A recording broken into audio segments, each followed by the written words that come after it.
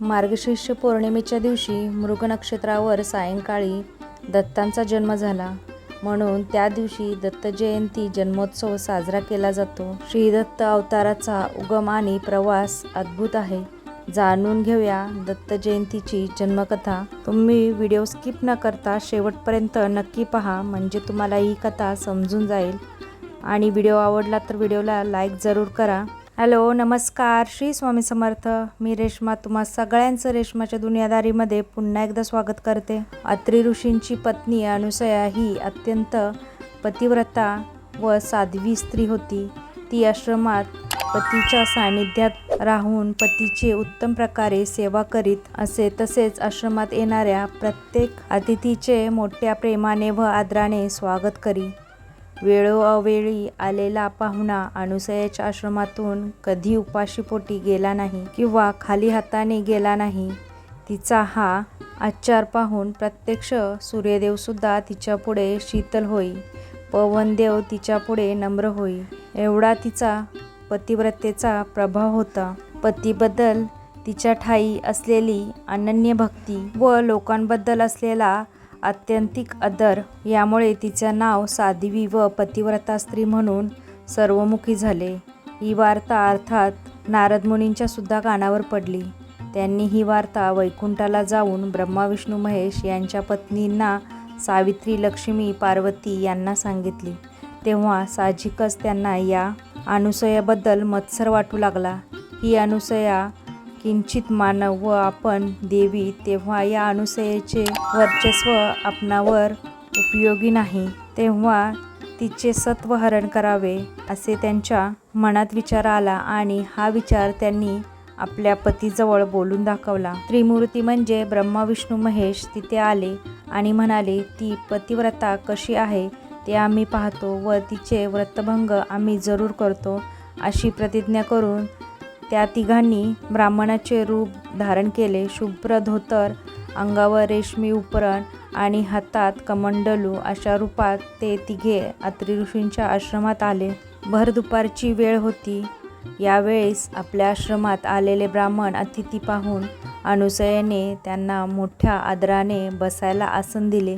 त्यांचे चरण धुतले व भक्तिभावाने त्यांची पूजा केली. त्यांना पाटावर बसवून जेवण वाढले, पण तिला अतिथी म्हणाले, आम्हास विवस्त्र होऊन अन्न वाढावे. हे ऐकताच अनुसया चिंतन करीत मनात म्हणाली, हे कोण सामान्य साधू नाहीत, तर हे माझे सत्व पाहण्याकरिता आले असावे.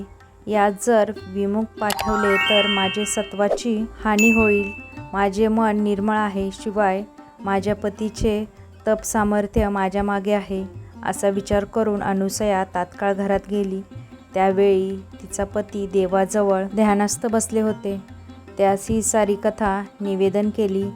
तेव्हा मुनींनी अंतर्ज्ञानाने हे सारे ओळखले व आपल्या पत्नीस एका पंचपात्रात गंगोदक देऊन म्हणाले, हे गंगोदक त्या अतिथींच्या अंगावर शिंपड व त्यांना इच्छित भोजन दे.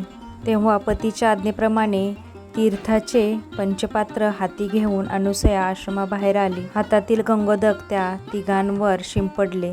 तो काय, त्या गंगोदकाचा स्पर्श होताच ते तिघे अतिथी तात्काळ बालक झाले. तेव्हा अनुसयेने तात्काळ त्यांना उचलून कडेवर घेतले. ते तिन्ही देव बालक स्वरूपात झाले. ती बालके रडू लागली. तेव्हा त्यांना भुकेलेले असतील म्हणून अनुसयेने त्यांना स्तनपान करविले. त्यांचे पोट भरल्यानंतर त्यांना पाळण्यात घालून थोपटून झोपवले. स्वर्गलोकात तिन्ही देवी आपल्या पतींची वाट पाहू लागल्या होत्या. तेव्हा नारद मुनी अत्रि ऋषींचा निरोप घेऊन स्वर्गलोकी आले व घडलेली सर्व घटना सांगितली. त्या चिंताग्रस्त झाल्या. त्या तिघी अनुसयेकडे गेल्या व अनुसयेला म्हणाले, तुझे सामर्थ्य पाहून आमच्या मनात खूप जलसी झाली होती आणि तुझा द्वेष करून आम्हीच देवांना तुझं सत्व हरण करण्यासाठी सांगितलं होतं. आम्हाला माफ कर. आणि अनुसयेची क्षमा मागितली. अनुसयेला त्यांची दया आली. तिने हा घडलेला वृत्तांत आपल्या पतीस सांगितला. तेव्हा अत्रि मुनींनी पुन्हा गंगोदक देऊन ते त्या बालकांवर शिंपडण्यास सांगितले. तेव्हा हातात तीर्थपात्र घेऊन अनुसया बाहेर आली. त्या बालकांवर गंगोदक पडले तेव्हा ती बालके पूर्ववत देवस्वरूप झाले. ब्रह्मा विष्णू महेश इतक्यात मुनी बाहेर आले. त्यांनी देवांना साष्टांग प्रणाम केला. ब्रह्मा विष्णू महेश अनुसयेवर प्रसन्न झाले व म्हणाले, हे अनुसये, आम्ही तुझ्यावर प्रसन्न झालो आहोत. इच्छित वर माग. तेव्हा अनुसयेने तिघे बालक माझ्या घरी 3 मूर्ती एक स्वरूप होऊन पुत्रप्रमाणे राहू देत असा वर मागितला. तेव्हा तथास्तु म्हणून देव स्वर्गलोकी गेले. अशा तऱ्हेने मार्गशीर्ष शुक्ल चतुर्दशीच्या दिवशी दत्तात्रेयांचा जन्म झाला. 3 शिरे 6 हात आणि अशी तेजस्वी अंगक्रांती ते बालक पाहून सती अनुसयेला आनंद झाला. ती पतिव्रता स्त्री खरोखर धन्य होई.